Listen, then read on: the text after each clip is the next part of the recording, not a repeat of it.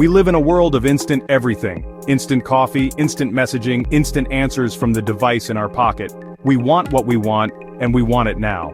Waiting feels like a forgotten art, almost like a punishment for a crime we didn't commit. We tap our feet, we check our watches. We sigh with impatience. The delay, the pause, the time spent in the hallway of life when we are desperate for a door to open, it can feel like an eternity. It is in these moments of agonizing stillness that our hearts begin to ask the hard questions. God, have you forgotten me? Is this dream ever going to come true? Why is this taking so long? This struggle is not new. It's as old as the hills, as ancient as the stars God flung into the sky. Before there were microwaves and high-speed internet, there were people of great faith who were asked to wait, not for a few minutes or a few days, but for years, even decades.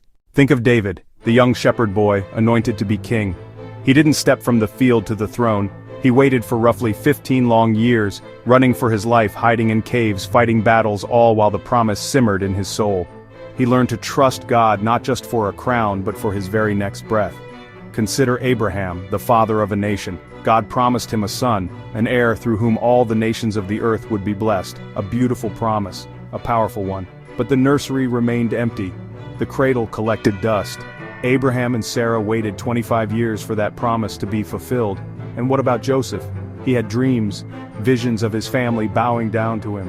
What did those dreams get him? A pit, a slave market, a prison cell. He spent 13 years in a foreign land, betrayed and forgotten before God's plan began to unfold. The waiting room of life is where God does some of his most important work in us.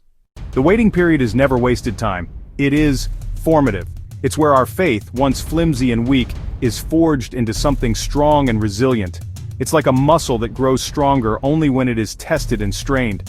David's faith grew with every narrow escape from Saul's spear. He learned to write his prayers in the Psalms, pouring out his fear, his frustration, and his unwavering hope. His waiting turned him from a boy with a promise into a man after God's own heart, a leader who understood grace because he had so desperately needed it himself. Abraham's faith was not static. It grew and matured over those 25 years. He stumbled.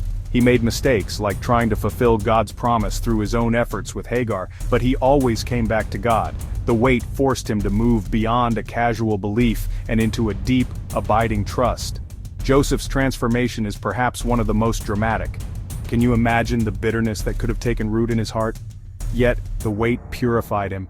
He saw God's sovereign hand at work. Perhaps you are in a season of waiting right now. You are waiting for a prayer to be answered. You are waiting for a relationship to be mended. You are waiting for a job to materialize. You are waiting for healing to come. You feel like David in the cave, Joseph in the prison, Abraham staring at an empty horizon. You've prayed, you've believed, and still there is silence. It is tempting to think God has forgotten you. But the lessons from these great waiters of the Bible echo through the centuries to encourage your heart today. Your waiting is not a sign of God's absence. It is proof that He is at work. He is working behind the scenes, arranging circumstances you cannot see. He is working within you, building your character, deepening your faith, preparing you for the blessing that is to come.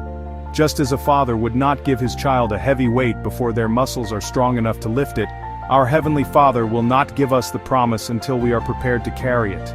Trust that He is using this delay for your ultimate good and for His ultimate glory. It is always, and in all things, absolutely perfect.